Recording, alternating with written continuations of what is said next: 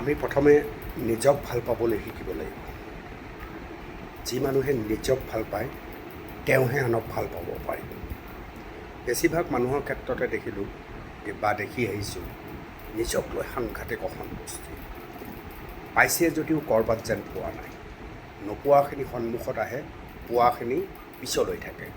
মই এইটো হোৱা নাই, মোৰ সেইটো হোৱা নাই, মোৰ চেহেৰাটো এনেকুৱা, মোৰ চাকৰিটোত এইটো সমস্যা হৈছে, মোৰ গাড়ীখন পুৰণা, ইত্যাদি ইত্যাদি সাংঘাতিক অসন্তুষ্টি নিজক লৈ। আপোনাৰ যেতিয়া নিজক লৈ অসন্তুষ্টি নকমিব তেতিয়া আপুনি আনৰ বাবে কাম কৰিব নোৱাৰিব। আপুনি আনক কেনেকৈ সন্তুষ্টি দিব? গতিকে আমাৰ জীৱন প্ৰণালীত আমি যে আগবাঢ়ি যাব নোৱাৰাৰ মূল কাৰণটো হৈছে আমাৰ নিজক লৈ সাংঘাতিক অসন্তুষ্টি।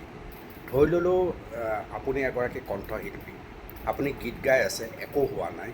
আপুনি ভাবি লৈছে যে মোৰ একো হোৱা নাই, মানে মই ভালকৈ গান গাব পাৰে নহয়। কেতিয়াবা এনেকুৱা এটা দিন এটা সময় আপোনাৰ সন্মুখত আহিব য'ত হঠাৎ আপুনি ক্লিক কৰিব, আহি যাব তেনেকুৱা সময়। আৰু তেনেকুৱা সময় বিচাৰিবৰ কাৰণেই আপুনি পৰিশ্ৰমটো কৰি থাকিব লাগিব, এতিয়া নতুন গীত ৰচি থাকিব লাগিব।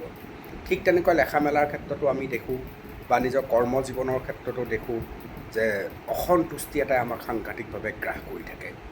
আমি নতুন নতুন চিন্তাৰ কথা ভাবিবলৈ এৰি মই কিয় অকৃতকাৰ্য হোৱা নাই, মোৰ ক'ত ভুল আছে তাক সাংঘাতিকভাৱে খুচৰিবলৈ আমি আৰম্ভ কৰোঁ, যাৰ ফলত আপুনি দুখোজ তিনিখোজ আৰু বেছি পিছুৱাই যায়।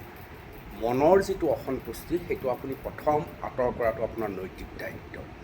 যেতিয়া আপুনি আপোনাৰ এটা অসন্তুষ্ট মন লৈ থাকিব তেতিয়া সেই অসন্তুষ্টিয়ে আপোনাক মানসিকভাৱে সাংঘাতিক দুৰ্বল কৰি পেলাব আৰু যিকোনো কামতে আপোনাৰ সন্তুষ্টি নোহোৱা হ'ব।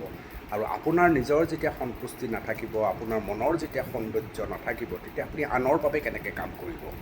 সেইকাৰণে মই সকলোকে অনুৰোধ জনাম যে মনৰ অসন্তুষ্টি আজিৰ পৰাই দলিয়াই দিয়ক। চেহেৰাক লৈ আপুনি অসন্তুষ্ট নহ'ব, ৰঙক লৈ অসন্তুষ্ট নহ'ব, কথা বতৰাবিলাক আনতকৈ অকণমান পৃথককৈ আপুনি কৈছে সেইটোত আপুনি অসন্তুষ্ট নহ'ব। তেওঁৰ দৰেই মই কিয় কৰিব পৰা নাই সেইধৰণে আপুনি অসন্তুষ্ট নহ'ব, কাৰণ নিজৰ নিজৰ কথা আৰু আপুনি কৰা কামখিনিক লৈ আপুনি নিজে অসন্তুষ্ট নহ'ব। ইয়াৰ সলনি আপুনি কৰা কামখিনি, আপুনি কোৱা কথাখিনি আৰু পৰিশীলিত ৰূপত কেনেকৈ উত্থাপন কৰিব পাৰি সেই সম্পৰ্কেহে আপুনি চিন্তা চৰ্চা কৰা প্ৰয়োজন। বাৰে বাৰে যদি আপুনি একেটা কথাকে লৈ পেলাই অসন্তুষ্ট হৈ থাকে তেতিয়াহ'লে আপোনাৰ কামখিনি আৰু বেছি আগ নাবাঢ়িব। আৰু আমাৰ এইটো কিন্তু সমাজ ব্যৱস্থাত আটাইতকৈ ডাঙৰ কথা হৈছে ব্যক্তিগতভাৱে আমি সকলো কথাতে সাংঘাতিক অসন্তুষ্ট। আমাৰ যিবিলাক আমি চাকৰিৰ জীৱনতো যথেষ্ট অসন্তুষ্ট হওঁ কিছু কথাত, যে মই এইখিনি এটা গতানুগতি হৈছে, মই আৰু নতুনকৈ একো কৰিব পৰা নাই, তাত মই অসন্তুষ্ট হওঁ।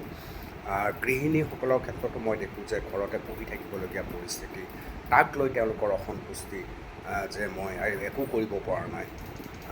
এই অসন্তুষ্টি মনৰ পৰা আঁতৰ কৰক আৰু সন্তুষ্টি প্ৰদান কৰক। নিজে ভাল পোৱা কামটো লাহে লাহে কৰি কৰি নিজক আগবঢ়াই লৈ যোৱা।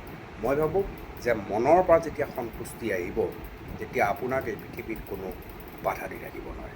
নহয়নে বাৰু? আপোনালোকৰ মতামত জনাব।